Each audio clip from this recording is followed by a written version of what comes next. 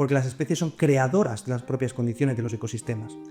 De forma que si tú llevases ahora de repente 1000 elefantes asiáticos al Amazonas y los dejases vivir, en 1000 años, si volviéramos, tendríamos un ecosistema totalmente distinto porque la proliferación de estos elefantes hubiese alterado la estructura del Amazonas.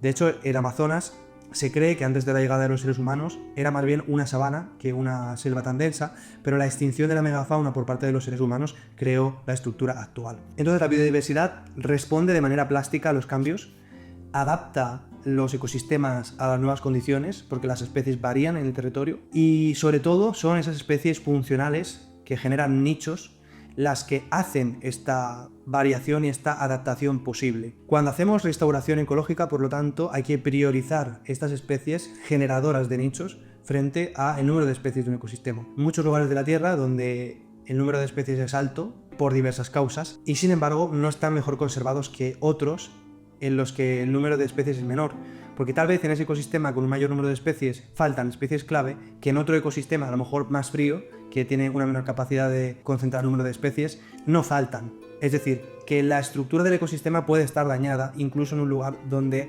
haya una alta biodiversidad. Pensemos, por ejemplo, en Australia. Australia es un continente devastado en términos ecológicos por el impacto del ser humano allí, por las extinciones que hemos causado, y sin embargo la biodiversidad es altísima, es elevadísima. Sin embargo, otros ecosistemas, por ejemplo árticos, no tienen una alta biodiversidad, pero en muchas regiones están mejor conservados que, por ejemplo, estos ecosistemas que os hablo, ¿no?, de Australia. Entonces, la biodiversidad genera las condiciones. Y dice Lovelock en este libro una cosa muy interesante, dice: me parece que la sustitución de los ecosistemas naturales por tierras de cultivo ha alterado las dinámicas de la respuesta climática.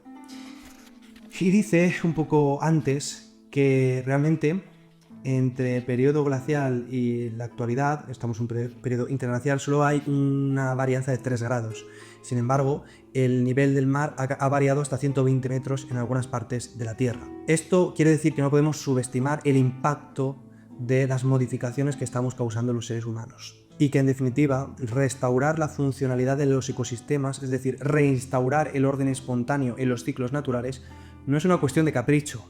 No es una cuestión de capricho. Los animales no están en la naturaleza como si fuera un zoológico para que nosotros vayamos a tirar fotografías. Los animales están cumpliendo una función. Las especies desempeñan roles que permiten la propia estructura del sistema natural que hace posible y que sostiene el sistema humano, la cultura humana, nuestra civilización. Así que, aunque yo soy una persona bastante heterodoxa y no estoy demasiado de acuerdo con algunos de los puntos que habitualmente se tratan en la agenda ecologista con respecto al cambio climático, sobre todo en lo que concierne a su politización y cómo tenemos de actuar en la escala social y política, es cierto que la postura aceleracionista, la postura de mucha gente que cree que simplemente podemos seguir consumiendo recursos, creciendo en población y confiar en que la ciencia ya resolverá nuestros problemas, es muy irresponsable, porque el ser humano nunca va a tener la información suficiente ni la sofisticación para dominar la totalidad de las interacciones que se producen en el sistema Tierra. Ni siquiera una inteligencia artificial